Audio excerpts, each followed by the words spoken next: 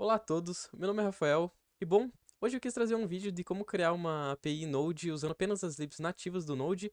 Geralmente a gente sempre usa o Express e no fundo o Express inclusive ele usa essas libs, ele só dá uma enfeitada, uma configurada para a gente poder desenvolver mais facilmente. Mas bom, a gente vai desenvolver usando o Node puro, usar uns patterns como o repository pattern, mas isso eu vou explicar mais para frente. Então, bora pro código. Muito bem, então estamos aqui no VS Code. Eu vou começar criando uma pastinha aqui source, apenas para a gente organizar o projeto e adicionar o index.js. Bom, a lib que a gente vai usar é o HTTP, é uma lib própria nativa já do Node, e é com ele que a gente vai criar nosso servidor, receber as requests e... Bom, vamos começar fazendo um import. HTTP é igual a require HTTP, beleza. Bom, agora eu vou instanciar um servidor. Para mim fazer isso, eu vou criar no primeiro aqui uma variável, const server, vai ser igual a http.createServer. É esse a create server que vai instanciar o servidor, para a gente poder receber request e dar uma response. Esse create server, ele vai receber uma função, e essa função recebe como parâmetro uma request e uma response, igual no Express. Por exemplo, request, vou criar uma arrow function aqui, que vai receber request e response. Agora que criamos essa arrow function, a gente vai poder criar um header. Para que serve os headers, no caso? Os headers, eles servem para você trocar informações adicionais entre cliente e servidor. Tem vários tipos de header, por exemplo, headers que já são pré-definidos e headers que a gente mesmo pode criar. No caso, para mim falar qual o tipo de header que eu quero mandar, a gente usa o response.write e ele recebe dois parâmetros. Inclusive, o VS Code está dando um spoiler aqui, que o primeiro parâmetro é um status code. No caso, código de status. Esse código de status ele serve para a gente informar, no caso, o nosso cliente que vai receber essa resposta, se a resposta ocorreu tudo bem, se deu um erro no servidor, se não foi encontrado algum dado, alguma coisa. E no caso, eu vou mandar o status 200, que é o status que correu tudo bem. O segundo argumento que eu vou mandar aqui é um objeto que vai receber todos os nossos headers. No caso, eu vou mandar o content type. Opa, content type. O que esse header faz? Esse header é um header pré-definido já. E o que ele faz? Ele informa o tipo do dado que eu estou mandando como resposta. No caso, o content type vai ser application/JSON. Esse application/JSON não fui eu que inventei aqui. Ele já é um valor pré-definido também. Então, o content type sendo application/JSON, a gente fala que a gente quer enviar um JSON como resposta.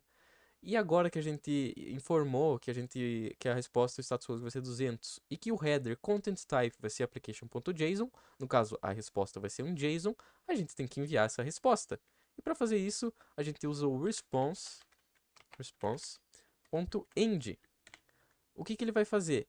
Ele vai enviar o dado que a gente colocar aqui dentro e falar, termina a resposta e envia esse dado. No caso, como a gente quer enviar um JSON, a gente tem que botar JSON.stringify e o dado que a gente quer enviar. No caso, eu vou mandar aqui um name, vai ser Rafael.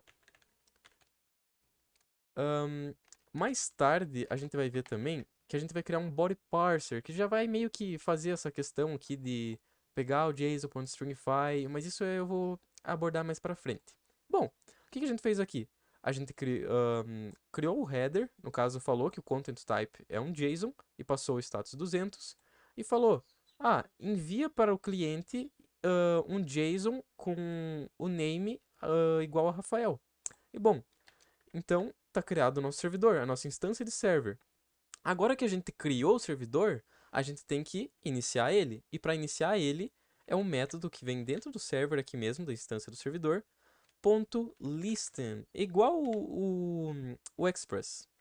Então, eu vou dizer primeiro a porta que eu quero que o server rode. No caso, eu vou botar 3000.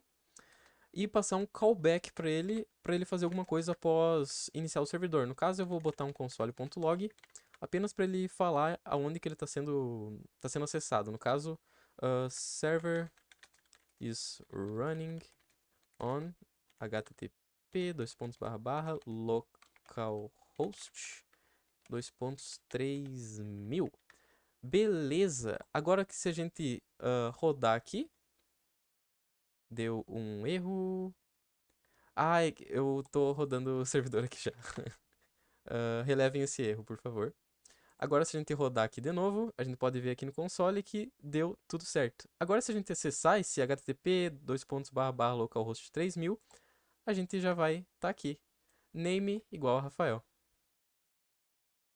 Beleza, então já conseguimos enviar a resposta, o cliente recebeu lá o JSON. Mas antes de ir para o próximo assunto, eu quero fazer uma coisa aqui, que é baixar o NodeDemon como uma dependência. No caso, é uma dependência de desenvolvimento, não vai afetar nada em si o nosso código, só a nossa questão de desenvolver aqui. O que o NodeDemon faz? Sempre que a gente tem que atualizar o código aqui, a gente tem que parar o servidor e reiniciar de novo, botando node, source/index. O NodeDemon, ele vai, sempre que a gente atualizar aqui, dar um Ctrl S para salvar o código, ele vai reiniciar com o servidor, pra gente não precisar vir toda hora no terminal e parar o servidor e reiniciar de novo. Então eu vou fazer aqui yarn init-y e baixar o yarn add-d como dependência de desenvolvimento NodeDemon. Vai baixar o NodeDemon. Beleza. Agora se a gente executar aqui npx NodeDemon source/index.js, que no caso é esse arquivinho aqui, ele já vai estar funcionando, beleza. Então toda vez que eu atualizar alguma coisa aqui, dar um Ctrl S, por exemplo, ele vai atualizar aqui. Aqui deu um erro porque eu botei um S ali, mas já voltou. Beleza. Agora voltando para o assunto principal. Como que a gente recebe os endpoints e os métodos? O que seria um endpoint e um método? Sabe o método get, que por exemplo você quer pegar um dado, você faz uma aquisição com o método get. Você quer enviar os dados, você usa o post. Quer enviar os dados? Não, mas no caso você quer, por exemplo, criar um dado, daí você envia todos os seus dados via post, por um formulário, por exemplo, ou um put para atualizar. Como que a gente sabe, como que a gente recebe esses dados aqui? Digamos que eu queira receber aqui /products, não, /users. Bom, o /users ele vai retornar a mesma coisa que tá aqui, né? Porque a gente falou, response só envia isso aqui. Mas como que a gente faz, por exemplo, para receber esse endpoint aqui? Como que a gente faz para receber esse /users? Bom, para a gente receber esses endpoints, a gente usa o request.url. Então, se eu pegar isso aqui e colocar no console.log aqui, por exemplo, vamos ver o que vai dar. Ele atualizou ali já. E vou dar um F5. Vamos ver aqui no terminal. Ele vai vir /users e /favicon. Esse favicon é o cliente tentando acessar esse íconezinho aqui para colocar o íconezinho aqui. Então, relevem esse cara aqui. Mas aqui, a gente recebeu o /users. Esse /users é o que a gente vai usar para fazer uma rota diferente, mudar de rota, por exemplo. Então, o que dá pra gente fazer? Dá pra gente fazer uma verificação aqui, o seguinte. If request.url for igual a /users, então a gente faz alguma coisa. No caso, eu vou adicionar um return aqui, para caso ele caia nesse if, ele pare nesse if aqui. E ele vai enviar uma response.end. No caso, a gente vai passar um JSON, porque como a gente informou aqui em cima, a gente quer que a resposta seja em JSON. .stringify. E daí os users. Por exemplo, eu vou criar aqui um users. Vai ser um array com Rafael e, sei lá, Gabriel, por exemplo. Gabriel e Guilherme. Guilherme, todo mundo. Aí. Beleza. Então o que vai acontecer? Se o request.url, no caso o endpoint, for igual a /users, ele vai dar um return, ou seja, caiu aqui nesse return, ele não vai cair nesse código de baixo, e vai dar um response.end enviando o JSON do users, no caso eu botei Rafael, enviando esse JSON aqui. Então, bora lá testar. Caso se a gente não enviar nada, recebemos Rafael, e se a gente botar /users, a gente recebe aqui os nossos users. Beleza, então recebemos aqui os nossos users. O que mais que a gente tem que verificar? Por exemplo, caso eu faça um post para users, ele vai me enviar esses users, porque a gente não está fazendo nenhum tipo de verificação. Então, se o request.url for igual a users e for do tipo get, e como que a gente faz isso para saber que é do tipo get? A gente pode fazer a seguinte verificação. Se request.url for igual a users e request.method for igual a get, no caso esse request.get.method, ele retorna o tipo da requisição. Então, caso eu tivesse feito uma requisição tipo post, ele ia retornar post. Caso eu tivesse feito um do put, ele teria retornado put. Como eu fiz um get, ele retornou get. E é assim que a gente sabe o tipo da requisição. Então, o que está verificando aqui? Se o endpoint for /users e o tipo da requisição for /get, ele vai retornar isso aqui. No caso, já estava funcionando antes, mas né, é a verificação que a gente tem que fazer. Tudo certinho aqui. Beleza. E como é que a gente deixa isso dinâmico agora? Bom, para deixar isso aqui dinâmico, a gente pode fazer o seguinte. Vamos criar aqui dentro um app, é uma pasta app, e dentro desse app eu vou criar uma outra pasta chamada mock. O que é um mock? Um mock é, digamos que, mocar uma informação. Nesse caso eu vou criar aqui, ó, users.js. Users.js. O que esse users.js vai ser? Aqui dentro eu vou retornar um array com vários users. No caso eu vou criar aqui o ID 1, vai ser o name, vai ser Rafael. Deixa eu ver. Criar mais 3 aqui. Consigo botar os mesmos nomes que eu coloquei lá no array. Botar Gabriel. E ID 3. Botar o Guilherme. O Gui, vai ser o Gui. Beleza. O que a gente fez aqui no users? A gente criou um mock. No caso, eu tô simulando isso aqui.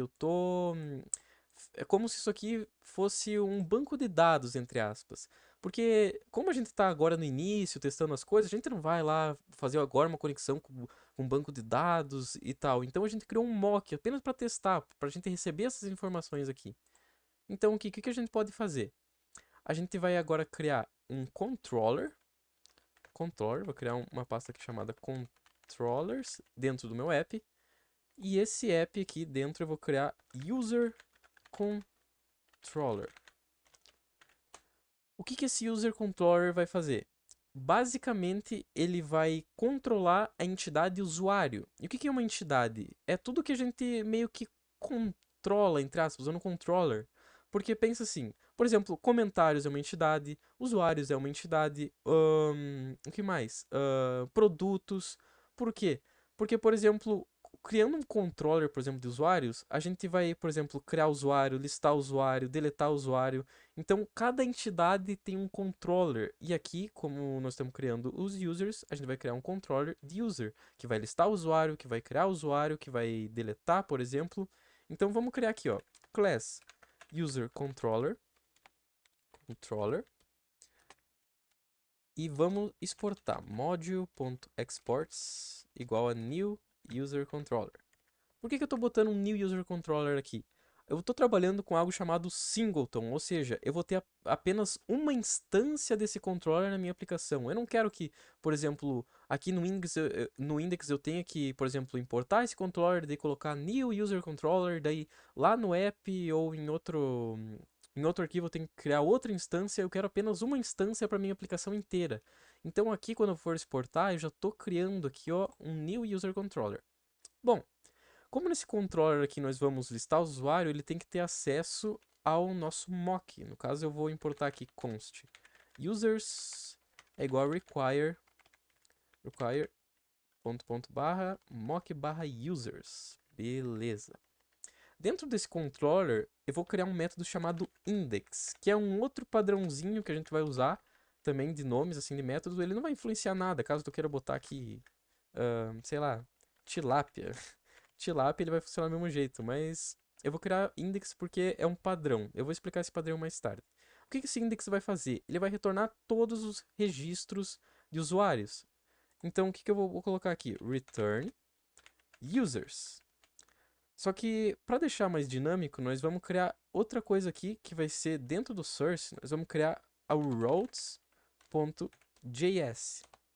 É aqui dentro que a gente vai adicionar as rotas e falar, eu quero que ela seja do tipo get, seja, por exemplo, receba tal endpoint. Vai ficar mais fácil quando eu mostrar para vocês. Module.exports igual a um array. O que vai ter nesse array? Vai ter todas as rotas que a gente quer criar. No caso, eu vou ter aqui um endpoint. Eu vou ter um objeto com um endpoint. Eu vou criar /users. Ele vai ter um method, que no caso eu quero que seja do tipo get. E ele vai ter um handler. Handler, que no caso ele vai usar aquele controller lá. O que esse handler vai fazer? Quando ele for um endpoint, quando ele botar lá na URL /users e o método for do tipo get, ele vai executar o handler, que vai ser uma função. E essa função é justamente um método do nosso controller. Nesse caso, o index, que vai retornar a todos os usuários. Porém, na rota, a gente tem request e response. Então, aqui no nosso método, ele vai receber request e response. O que ele vai fazer, então? No nosso index, ele vai responder response.end. No caso, primeiro a gente tem que passar o header da nossa resposta. Então, aqui dentro desse index, o que a gente vai fazer? Response.write, write-head, passando o código 200 e passando a mesma coisa que a gente colocou lá no index. Vai ser o content type igual a application/json.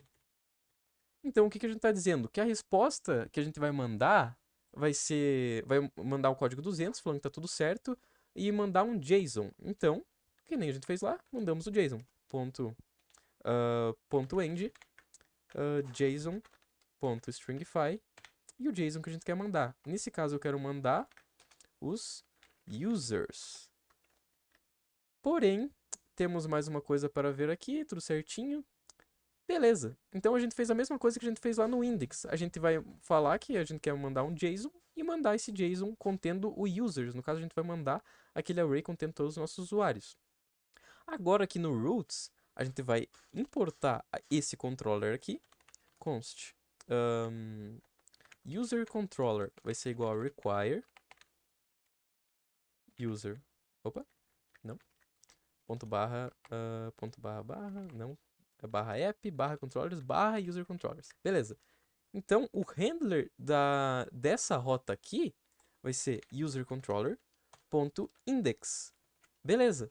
Então, agora o que a gente pode fazer aqui no nosso index para deixar dinâmico essa questão de rota? Deixa eu apagar isso daqui. E aqui em cima eu vou importar as rotas agora. Const routes é igual a require ./roots. Beleza. E aqui no roots a gente está mandando todas as nossas rotas. O que a gente vai fazer agora? A gente vai verificar. If, no caso a gente vai criar um filtro. A gente vai para pegar a rota que a gente quer pegar. No caso, const root vai ser igual a routes.find. No caso a gente vai procurar uma rota que tenha o que a gente quer. No caso aqui a gente vai receber route e a gente vai pegar a rota onde rota.endpoint seja igual ao nosso request.url e route.method seja igual ao nosso request.method. O que ele está pegando aqui, ó?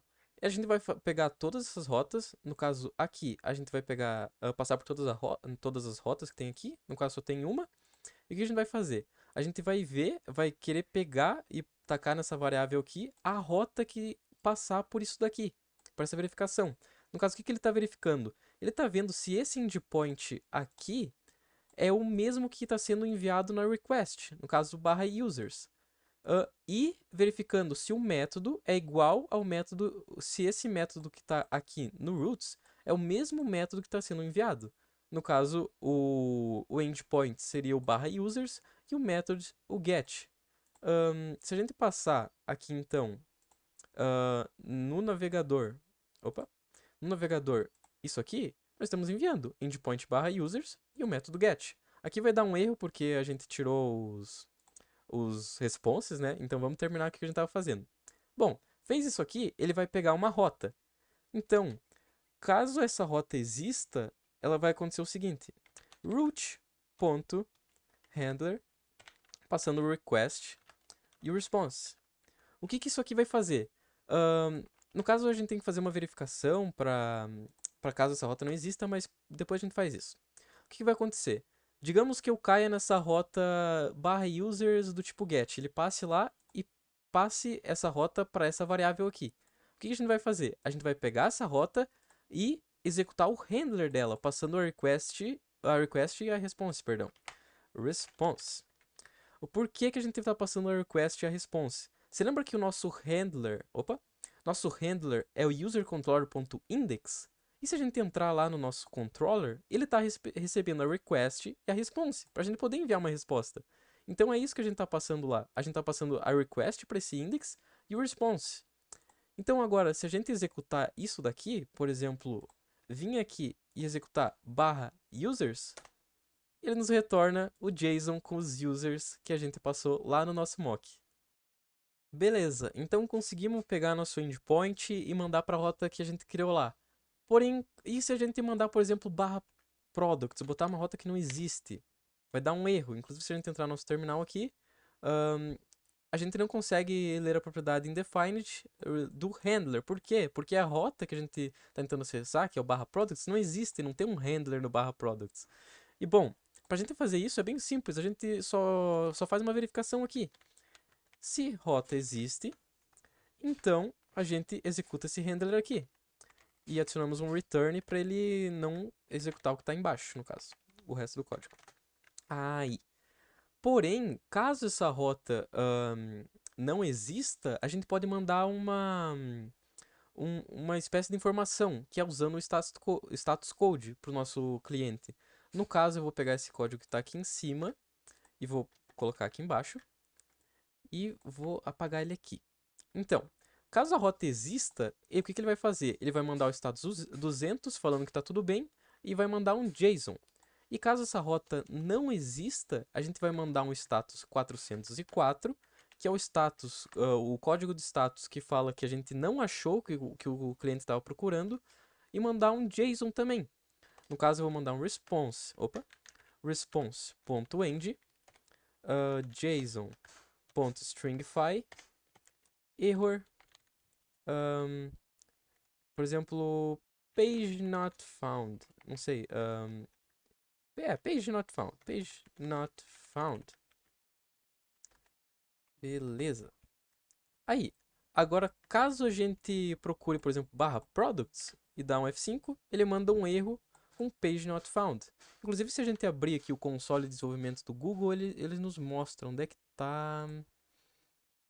Aqui, ó.